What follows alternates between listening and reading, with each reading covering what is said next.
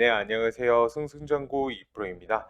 오늘은 제가 리플랩스의 사장 모니카 롱의 파리 블록체인 위크 인터뷰를 가지고 와 봤는데요. 얼마 전에 이제 히든로드를 리플이 인수한 것은 여러분들도 잘 아시는 사항일 겁니다. 하지만 해당 부분을 기사로만 접하셨지 상세히 이에 대해 설명하는 것은 보시지를 못하셨을 거고 내용도 기사도 요약된 것만 보셨을 텐데요. 제가 통으로 인터뷰하는 영상을 번역해 가져왔습니다. 이제 내용이 내용인지라 절대 의역, 오역이 없으면 안 되어서 작업하는 데 시간이 굉장히 오래 걸렸는데요. 시청하시기 전 구독과 좋아요, 알람 설정 한 번씩 꼭 부탁드리고요. 다른 건 몰라도 좋아요는 꼭 한번 눌러주세요. 제가 영상을 만드는데 큰 도움이 됩니다. The massive news, Monica. What is it?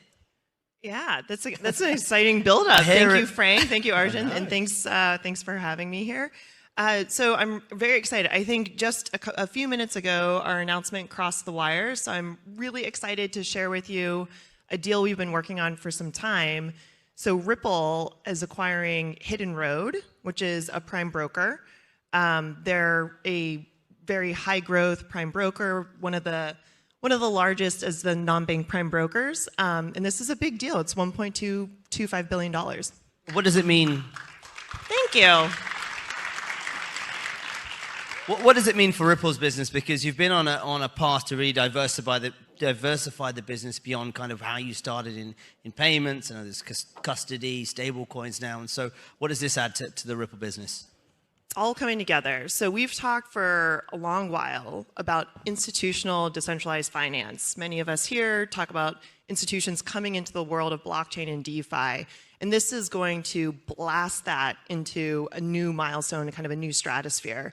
So the idea here is Hidden Road, through its prime broker business, is able to supercharge a lot of what we do. So using Ripple USD, the stable coin, as collateral for all of its prime brokerage services, as well as using Xrp Ledger for a lot of its post-trade services. And of course, we've actually known Hidden Road for years because we've been a client of theirs on the payment side to provide FX and those services to payments. So there's many good synergistic opportunities. In terms of, and we've spoken over the years about the potential for growing institutional adoption of crypto and institutional participation in crypto as well. These kind of acquisitions and some of the push you've made into custodial services and what we see more broadly across the industry, are you seeing now some of that institutional adoption happening? Yeah, absolutely. I mean, Hidden Road is a great example too, because they serve TradFi, but a good part of their business is in digital assets. I mean, us being a client of theirs for years, as I mentioned, but many other of they have hundreds of clients, do more than $3 trillion in volume a year. So they've been in this business for a while, and that's, I think, why this made so much sense to them. The CEO and founder, Mark Ashe, is very visionary and really believes in the power and benefits of efficiency, providing 24/7 settlement for things like post and collateral and, as part of trading. So I'm just so excited to see being able to bring hundreds of institutions into the world of blockchain in a pretty seamless way, because now that we're going to be one joined family, we'll be able to kind of click the services together. Monica, you mentioned the involvement of the Ripple USD stablecoin as well in that. Can you just give us a sense of how that's going to be used as part of this acquisition, and also XRP as well, if at all? Yeah, so for RLUSD, this is the Ripple US dollar stablecoin, which we just launched it at the end of last year in December. It's now exceeded, I think, 300 million in market cap. It's done $10 billion in trading. So we're off to a strong start, but this is order of magnitude bigger in terms of the volume opportunity, where Hidden Road's doing $3 trillion a year for its clients. So the key use case will be using it as collateral, and I think the unlock there for Hidden Road and its client base is, having it on chain for 24/7 movement and settlement. And then for XRP, so I mentioned that, thinking about their set of services in the prime brokerage business across FX and fixed income, repo, and others, bringing those things onto Xrp Ledger. And that, I mean, that'll take some time to kind of, evaluate and create the right integrations for it to come true. But they're, totally bought in on it. Can we just talk a bit about the stablecoin as well? As you mentioned, it's quite young. What do you think is the path to it being able to grow to a size where we see sort of USDC and Tether as well? I think this is going to help, isn't it? So yeah, I think that the key proposition for the Ripple stablecoin has always been institutional and enterprise first. Now, the reason we launched it was because, we do, tens of billions of dollars in payment flows through digital assets already. We're already using stablecoins in those flows. And so, we have a killer use case within our core business of payments for the stablecoin. This is going to then extend it into more of the capital markets world. So we really have our sights set on use cases for RLUSD that make sense for institutions. It's that institutional rather than consumer focus where you expect to see the growth.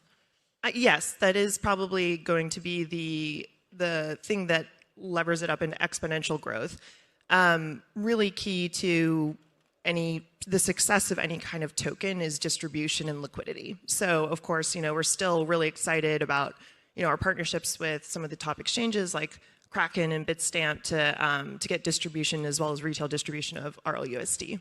Monica, can you just sort of explain where you see the relationship then between what you're doing with the stablecoin and XRP? Because traditionally, it was XRP that was used or used in some of your products in terms of cross-border transactions to make that faster and quicker and for the liquidity, etc. So why can't you just do that with the RUSD rather than requiring XRP at all? Yeah, so we've always been believers in a multi-chain, multi-token future. And so we think that different tokens and different chains, for that matter, are useful at different times for different use cases. Let's take XRP first. XRP is the native asset to the public blockchain, the Xrp ledger. So inherently it has a use case in terms of gas fees, as well as, for reserve accounts. So that will always be there, and the more that the ledger is used by more developers, more end users, you see demand for that token going up.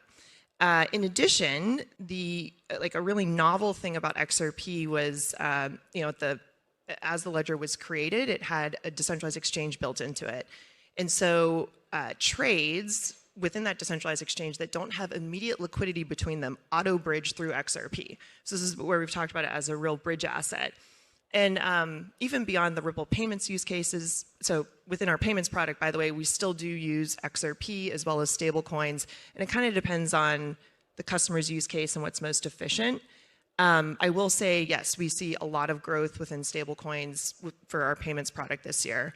But as more types of developers build products, either within the XRP Ledger ecosystem or other chains, this DEX feature and using XRP for liquidity will be a bigger and bigger use case. So we've spoken about Hidden Road, the stablecoin. Another big focus at the moment for Ripple is around tokenization of real-world assets, and this is such a big theme at the moment in the industry. Why is it such a focus at Ripple, and what are some of the things you're doing in this space right now? Yeah, so and you had mentioned how our strategy has evolved over time from a core focus on payments into new sectors, new use cases. I think what Ripple has always held true from the beginning, or what we've always believed in from the beginning, is that blockchain is a really efficient global rail for financial assets and financial services. So we started with the payments use case, and some of the key things that we built there, like on and off ramps, as well as figuring out how to do digital asset liquidity, are also useful for new types of use cases into the future. And we now see the tokenization of other real-world assets aside from fiat currency, which is what we see with stablecoins, as now kind of hitting this tipping point where we're going beyond the more straightforward use cases like stablecoins and tokenizing money market funds into kind of the next phase of use cases like using these tokenized assets for collateral and such. So I think this is going to be like an important moment for blockchain where we see the capital markets kind of coming more into the picture. What do you think's changed? You've been in the industry, a long time. What do you think's changed? Because I feel like tokenization has been something that's been spoken about for a very long time. But if you're saying we're at a tipping point at this point, then what have been the big changes? Yeah, it's a great question. I think that, maybe there's not ever one specific moment in time that we can mark, but I think the confluence of things that have come together are, one, more regulatory clarity than ever before. So we're here at Paris Blockchain Week. Europe has certainly been a leader with the MiCA construct, creating more clarity for financial institutions to feel comfortable coming into this space. Where, MAS in Singapore, there's regulators all around the world who have created clear constructs for institutions to engage. I think there's going to be more clarity coming in the US too. And then two, I think the infrastructure needed around blockchain is also developed quite a bit.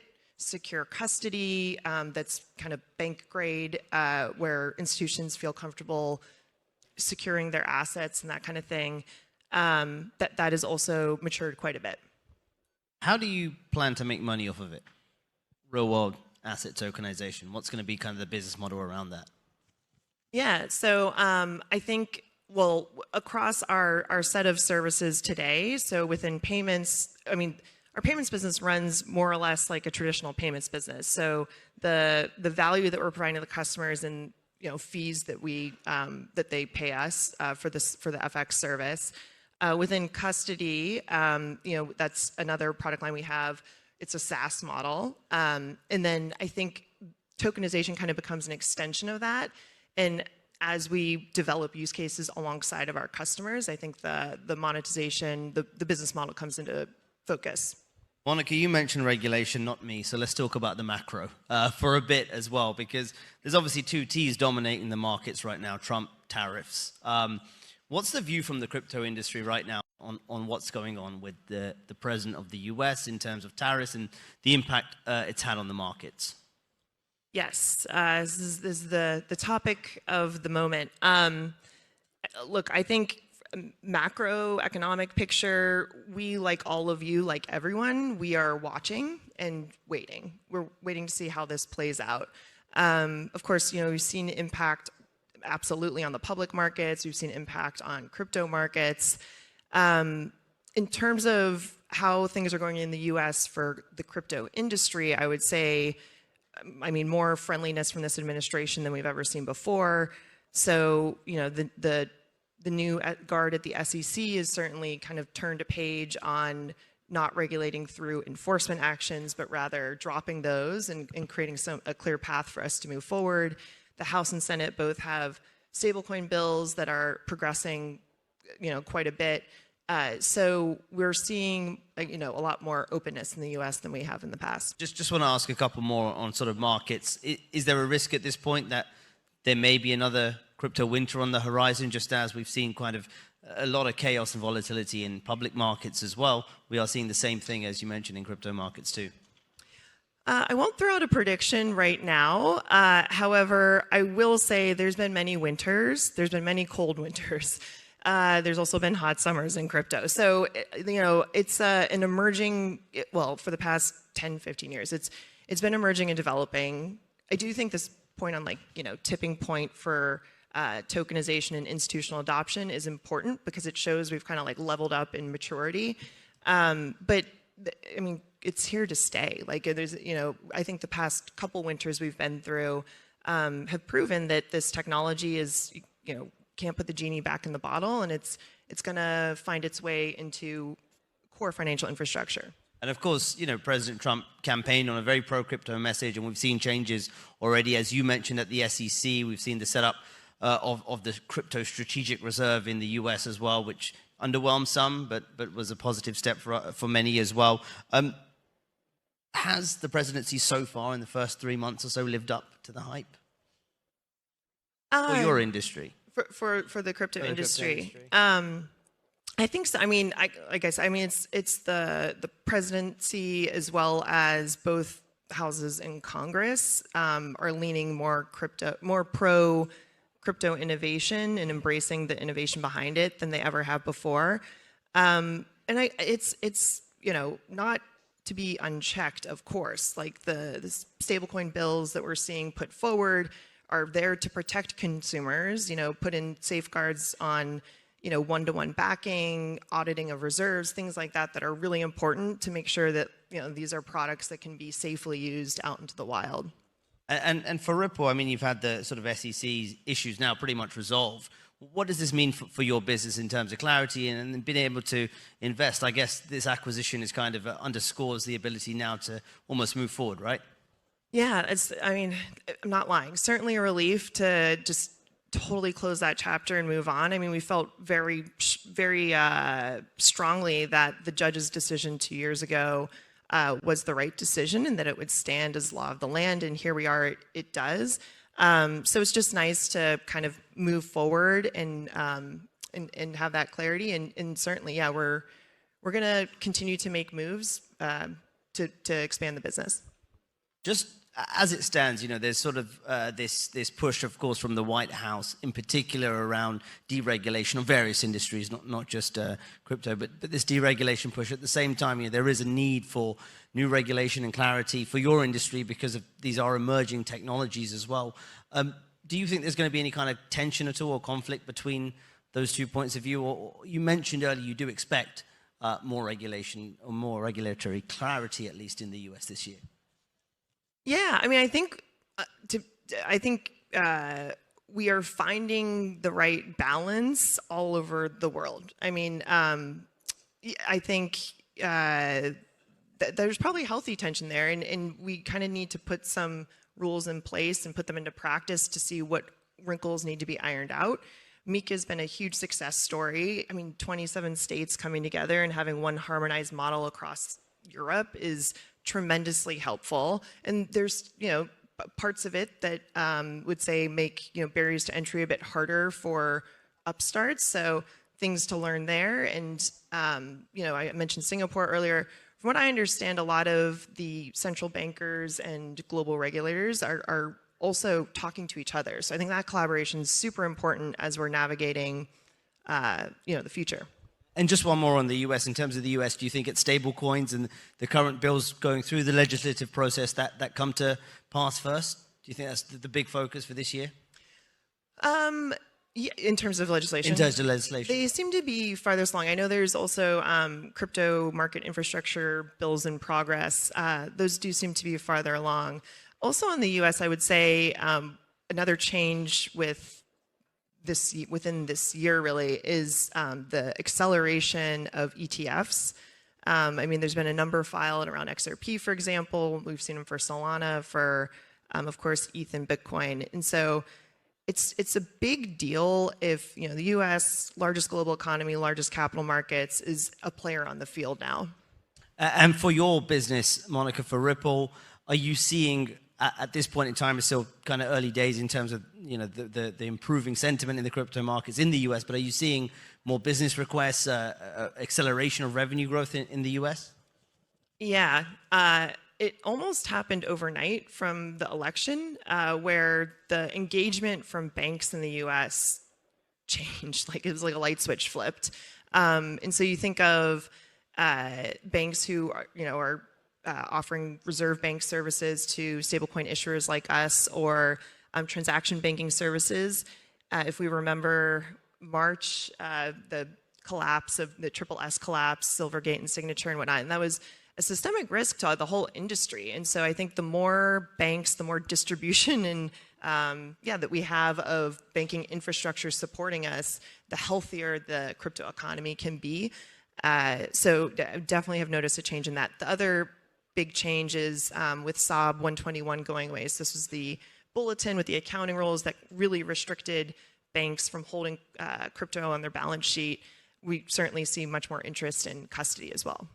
So in terms of sort of your global business, where are you seeing at the moment some of the faster growth? Are there particular regions or countries that have had sort of rules in place for a while where you are seeing a lot of growth happening at the moment?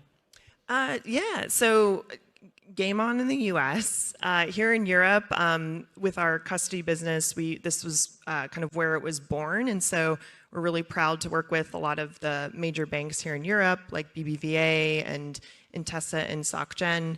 And so seeing a lot of action here in Europe. And then Asia Pac is probably the growth leader for us on the payments front. I think the stablecoin payments proposition, especially, it's very sticky when you have markets or corridors between, for example, APAC, LATAM, Africa, China. These are areas where there's a high demand to use a USD stable. We've got a few seconds left, Monica, so I have to ask you this. Brad once said to me when we were talking, the CEO, he once said to me that once the SEC issues are resolved, we'll start talking about an IPO. Where are we on that discussion? I had absolutely no idea what you were going to say. That kept me on the edge of my seat. IPO. Well, so we bought Hidden Road for $1.25 billion. I think he's also said publicly we have a very healthy, rich balance sheet. And so, I mean, we are definitely a player in M&A right now. We're thinking about ways to, progress our growth in, 1-2 leapfrog kind of steps. And I think IPO makes more sense for a company where you're looking for more liquidity, and that's not our constraint to growth right now. So we're more focused on growing the business as a private company. And M&A. And M&A, inorganically and organically. Fantastic. Monica, thanks so much for all your insights. Wide range of topics. Always appreciate the time. Monica Long, the president of Ripple. Thank you, Arjun. 자, 영상의 내용 요약을 해드리자면 리플이 히든로드를 인수를 했고요. 요건 좀 오타가 났는데 이제 12억 2,500만 달러 하나로 따지면 약 1조 5천억 원의 규모입니다. 가장 중요한 것이 이제 리플이 미국에서 브로커 딜러 라이선스를 획득을 했으며 이를 통해 채권 상품의 청산, 그 다음에 자금 조달, 그 다음에 프라임 브로커리지 등 다양한 고정수익 자산 서비스를 누구에게? 이제 기관 고객에게 제공을 할 수가 있게 되었습니다. 이에 따라서 리플 USD, RL USD, 스테이블 코인은 히든로드의 브로커리지 서비스의 담보 자산으로 사용이 될 예정이고요. 이제 RL USD 같은 경우에는 24시간 온체인 결제와 담보 이동이 가능하기 때문에 전 세계의 기관 고객들에게 큰 이점을 제공을 하게 될 것입니다. 이에 따라서 우리 XRP 토큰의 역할은요. XRP는 리플 생태계의 핵심 자산으로서 리플 렉저의 덱스 기능 그리고 오토 브리징 기능을 통해서 유동성을 확보할 예정입니다. 그리고 이제 프라임 브로커리지 서비스의 포스트 트레이드 처리와 FX 외환, 그 다음에 리포, 이거는 이제 환매, 조건부 채권 매매라고 해서 채권을 일정 기간 경과 후에 정해진 가격으로 다시 매수하기로 하는 이제 채권 매매의 일종으로서요. 이제 주식의 이제 콜옵션, 이제 풋옵션 이것들과 비슷하라고 봐주시면 되시는데 해당 부분의 거래 담보가 뭐다? 이제 바로 RL USD가 될 것이며 이에 대한 가스피, 수수료가 바로 우리 XRP 토큰이 될 것이다 라는 이야기죠. 지금 모니카롱이 이렇게 RWA 시장에서 청사진을 그리고 있는 만큼 우리 XRP 코인의 역할도 매우 중요한 역할이 될 것으로 보입니다. 네, 말씀드렸던 것처럼 리플은 기관과 기업 중심으로 전략을 잡고 있으며 자산 토크나 이제 실물 자산 토크나 RWA죠. 이 RWA를 차세대 성장 동력으로 보고 있는데 이 RWA 시장이 지금은 현재 0.6조 달러 규모이지만 이제 2033년까지는 최대 19조 달러까지 성장할 수 있다는 전망 또한 나왔었는데 해당 부분에 대해서는 제가 이전에 올려드린 영상이 있습니다. 해당 영상 더보기란에 링크 올려두었으니 그 영상도 확인을 해 주시면 좋으실 것 같고요. 그리고 현재 미국 내의 상황을 보면은 미국의 정책 변화, 특히 SEC와 스테이블 코인의 법안이 변화한 이후로 기관들의 참여가 급격히 증가를 했습니다. 특히 은행과의 협업이 증가가 되었는데 이 SAAB 121 암호화폐를 자기 재무제표에 올리지 못하게 했던 회계 규정이 사라지면서 은행들의 암호화폐 스탁 비즈니스, 커스터디죠. 이에 대한 관심이 눈에 띄게 증가하고 있는 상황이고요. 리플의 글로벌 사업 확장의 측면에서는 유럽은 애초에 커스터디 사업을 시작을 했던 곳으로 현재 BBVA, 인테사, 소시에테 제너럴 같은 은행들과 파트너십을 맺은 상태이고요. 현재는 아시아 태평양 지역이 결제 부분에서는 1등을 성장률 기록하고 있고, 특히 이제 스테이블 코인을 활용한 결제 솔루션이 가장 강력한 이점을 가지고 있습니다. 그리고 미국에서는 아까 말씀드린 것처럼 정책 변화 후 은행과 기관의 관심도가 높아지면서 참여가 가속화되고 있는 상황이고요. 그리고 이제 마지막으로 리플사의 IPO에 대한 입장은 현재 이제 상장을 하지를 않아도 보유하고 있는 현금이 많기 때문에 리플의 재무 상태가 좋아서 IPO가 시급하지 않기 때문에 이제 비상장인 형태로 회사를 운영하고 있다라는 것입니다. 네, 여기까지 지난 파리 블록체인 위크에서의 리플랩스의 사장 모니카 롱의 인터뷰, 현재 리플이 그리고 있는 청사진과 포부에 대해서 보셨는데요. 저는 정말 우리 이제 XRP 코인과 더불어서 리플이라는 회사 자체가 엄청난 수준으로 성장할 것 같은데, 영상을 보시고 나서의 여러분들의 리플에 대한 생각은 어떠신가요? 댓글로 자유롭게 남겨주시면 감사하겠습니다. 이번 영상은 여기까지이고요. 유익하셨다면 구독과 좋아요, 알람 설정 한 번씩 부탁드리면서 저는 또 좋은 내용으로 다시 찾아뵐 수 있도록 하겠습니다. 감사합니다.